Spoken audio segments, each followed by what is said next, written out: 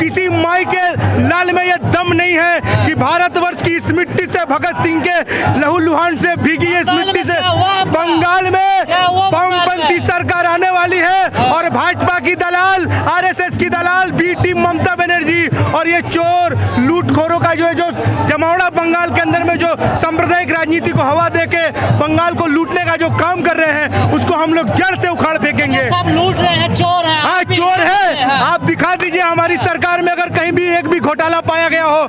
आप दिखा दीजिए कि पश्चिम बंगाल में वामपंथी हुकूमत में कोई भी नेता अगर चोरी में पकड़ा गया हो। आप जो मीडिया है वो आज मोडिया बन चुकी है और आज लोगों के हित की बात नहीं हो रही है, रोजगार की बात नहीं हो रही है। खत्म क्यों हो गया? कहाँ खत्म हुआ? चुनाव में धांधली हुआ था और सांप्रदायिक वोट बैंक की राजनीति के तहत चुनाव जीत हार से एक पार्टी है या नहीं, उस पर आप आकेंगे ना हमारे आंदोलन और संघर्षों से आकेंगे। आज पूरे बंगाल के अंदर में जो लड़ाई हो रहा है, हमारी नेता कॉमरेड मीनाक्षी मुखर्जी के नेतृत्व में हम लोग आज एसएफआई के कार्यकर्ता बंगाल के अंदर जो धांधलियां हुई हैं उसके खिलाफ सड़कों पे लड़ाई कर रहे हैं। हम जेल जा रहे हैं। दिल्ली जो आप आए हैं, किन मांगों के लेके? दिल्ली हमारा रोजगार का मांग है। जो पिछली सरकारों ने जो सरकारी संपत्तियां बनाई थी, रेल, बैंक, बीमा, आज की जो सरकार है ये बेचने वाली सरकार है। ये सारी चीजों को एक एक करके बेच दे रही है। 70 साल की गलतियों को सुधार ये सुधार लग रहा है आपको? अगर आपकी तबीयत खराब हो जाएगी तो मैं आपको हॉस्पिटल ले जाऊंगा ना शमशान ले जाऊंगा? कहाँ ले जाऊंगा? हॉस्पिटल। तो ये तो शमशान ले जा रहे हैं, देश को कंपनी के हाथों में दे रहे हैं। फिर से एक कंपनी रूल और ये लागू करना चाहते हैं देश के अंदर में। इसे ईस्ट इंडिया कंपनी ने देश को लूटा है। आत्मनिर्भर, अरे भैया सुनो, आत्मनिर्भर अमित शाह के बेटे को बनाओ ना, उसको बीसीसीआई का सेक्रेटरी बना दिया और गली गली और घर घर के बच्चों को बजरंगी बना के आरएसएस में दौड़ा रहे हो। उसको क्यों नहीं, उसको क्यों नहीं बना रहे? अमित शाह के बेटे को आत्मनिर्भर क्यों बना रहे हो? बाप के वजह से बीसीसीआई का सेक्रेटरी कैसे बना? वो कभी क्रिकेट खेला था, बैट पकड़ा था? ये सवाल अपने जमीर से पूछिए। कभी बैट पकड़ा था? कभी बैट पकड़ा था? कौन सा क्रिकेट टीम में था? कब उसने क्रिकेट खेली? बताओ ना। उसको आत्मनिर्भर नहीं बना रहे हो। राजनाथ सिंह के बेटे को एमएलए बना रहे हो। अपने बेटा, आपका बेटा दूसरा का बेटा बजरंगी बन के घूमेगा, जो हाथ में डंडा तलवार सड़कों पर है, और बजरंगी बन के घूमेगा। आप लोग जो है धर्म के नाम पे लड़ेंगे। अच्छा, तो उसको दीजिए। अमित शाह का बेटा क्यों नहीं करेगा? अमित शाह का बेटा हिंदू राष्ट्र बनाने के लिए क्यों नहीं तलवार लेके घूमेगा? वो बीसीसीआई का सेक्रेटरी क्यों बनेगा? ये आपका काम है। ये अच्छा, नेता का बेटा मलाई खाएगा एक सेकेंड, और गरीब का बेटा बेचारा मार खाएगा। वाह रे मीडिया वाह, वाह रे मीडिया वाह, वाह रे मीडिया वाह। धर्म नहीं बचाना है आपको, धर्म नहीं बचाना। अरे तो ये कि नेता का बेटा धर्म नहीं बचाएगा? नेता का जो बेटा वो धर्म नहीं बचाएगा? बाप धर्म के नाम पे वोट मांगेगा। मैं हिंदू हूँ, मैं मुस्लिम हूँ, मैं लहसुन हूँ, मैं प्याज हूँ, और आपका उसका बेटा मंत्री का बेटा मलाई खाएगा। बड़े बड़े लोगन के बंगला तो बंगला, हाँ, बड़े बड़े लोगन के बंगला तो बंगला, और हमारे में पानी चूहे टप से। आपके पास तोड़ नहीं है मोदी जी का? मोदी का तोड़ ये वामपंथी साल आप देख रहे हैं ना। ये पूरे देश में 2024 में आने वाले लोकसभा चुनाव में नरेंद्र मोदी को फिर से वो सपना, देखिए लोग सपना देखते हैं और सपना देखना। अरे कहाँ उत्तर भारत में खत्म होता है। अरे कौन कह रहा है चुनाव होते हैं क्या?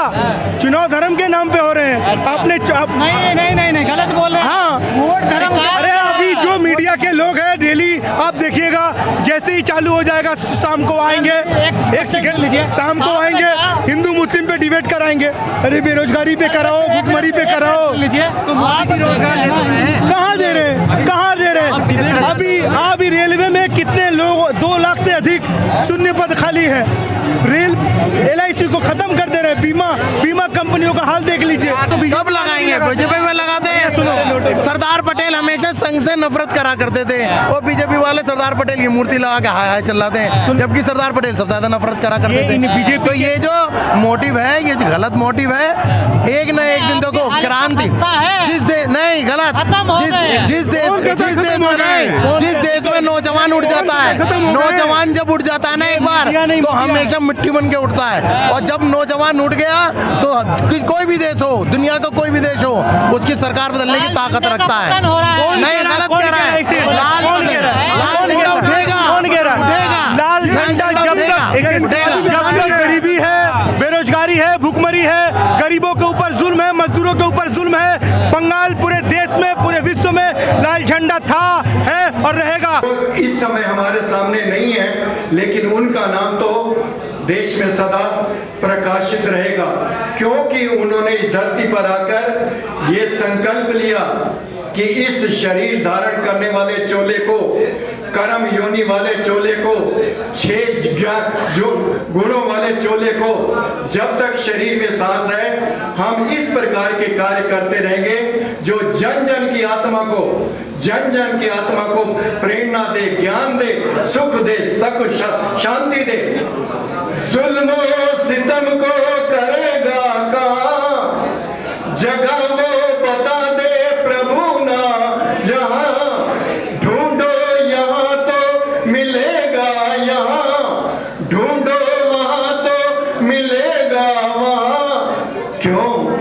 कण कण कण कण में व्यापक है ईश्वर, बुरा फल मिलेगा तो पापों से डर, नादा नादा इंसान तो बदिया ना कर।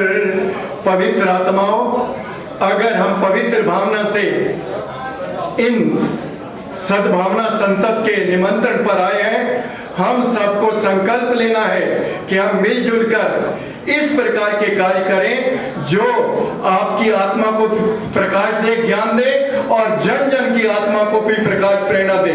उसके लिए अपने आप को पहचानना जरूरी है। मैं हिंदू नहीं हूँ, मैं मुसलमान नहीं हूँ, मैं ईसाई नहीं हूँ, मैं जूस नहीं हूँ, मैं बुद्धिस्ट नहीं हूँ, मैं गुरुप्रतिक नहीं हूँ, मैं धर्म निरंकारी नहीं हूँ, मैं राधा स्वामी नहीं हूँ। आए प्राणी को असी कत्मो असी कस्य असी को नमसी।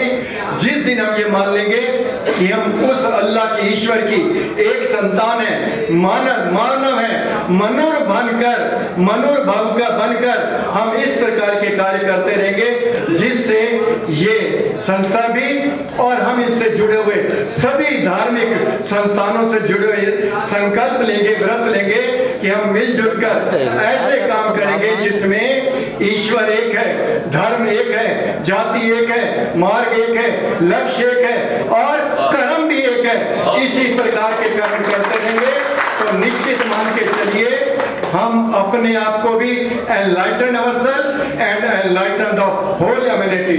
मैं एक उदाहरण देता हूं। एक साउथ कोरिया का नाम आपने सुना होगा।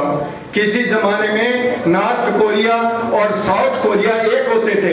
नॉर्थ कोरिया बारूद गोले में, क्रूरता में दुनिया में प्रसिद्ध है, लेकिन साउथ कोरिया उन्होंने एक ऑर्गेनाइजेशन बनाई है जिसका नाम है वर्ल्ड पीस ऑर्गेनाइजेशन। उस ऑर्गेनाइजेशन के अंदर 20 लाख लोग हैं, 217 देश हैं और 2000 सन्यासी हैं। हर महीने वीडियो कॉन्फ्रेंस होती है और उनको पता है कि ये तपस्वी विदेशों में 100 से ज्यादा देशों में जाकर, जहां भी गया IFS में रहकर इंग्लिश का प्रोफेसर रखे सब धर्मों का उत्तर बड़ी आसानी से दे सकता है।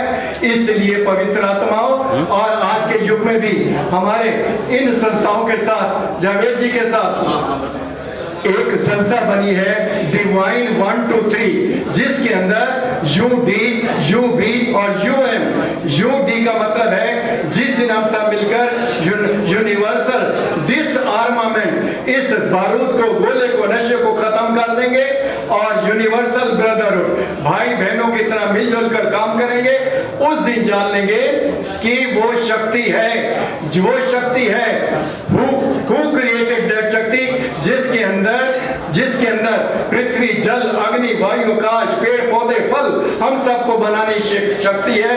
उससे उसके अधीन रहकर मिलकर काम करेंगे तो निश्चित मान के चलिए जावेद जी और हमारे पूजनीय हकीमुद्दीन कासमी जी, हम आपके साथ तन से, धन से, मन से, सांसों से तब तक जुड़े रहेंगे जब तक हमारे अंदर मानवता की रक्षा के लिए, धर्म की रक्षा के लिए, समाज की रक्षा के लिए, देश की रक्षा के लिए हम मिलजुल कर काम करेंगे तो निश्चित मान के चलिए भारतवर्ष की प्राचीनतम संस्कृति गर्व के साथ कह सकते हैं, पर भारतवर्ष की प्राचीनतम वैदिक संस्कृति जिसको आज दुनिया के सभी देश मानने लगे हैं और अपने देश के अंदर चुनाव के अंदर पार्लियामेंट के अंदर शपथ ग्रहण करते समय वैदिक मंत्रों का उच्चारण किया जाता है। इसलिए पर भारतवर्ष की प्राचीनतम वैदिक संस्कृति की रक्षा के लिए हम सभी धर्मों के लोग मिलजुल कर काम करेंगे तो निश्चित रूप से हम दुनिया को दिखा पाएंगे कि हम एक हैं।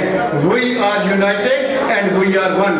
हृदय से मैं इन संस्था के सभी अधिकारियों को हृदय से कामना करता हूं, शुभकामना देता हूं, आशीर्वाद देता हूं, साधुवाद देता हूं, नमन करता हूं कि आपने सभी धर्मों के लोगों को मिलाकर हम सबको मिलजुल कर संवाद करने का, ये जानने का प्रयास किया कि हम धर्म की रक्षा करेंगे, सत्य की रक्षा करेंगे, पुण्य की रक्षा करेंगे, अच्छे कर्म की रक्षा करेंगे तो निश्चित रूप से जैसे वो ऋषि लोग प्रकाशित हैं इसी प्रकार से ये संस्था और ये अधिकारी भी प्रकाशित रहेंगे।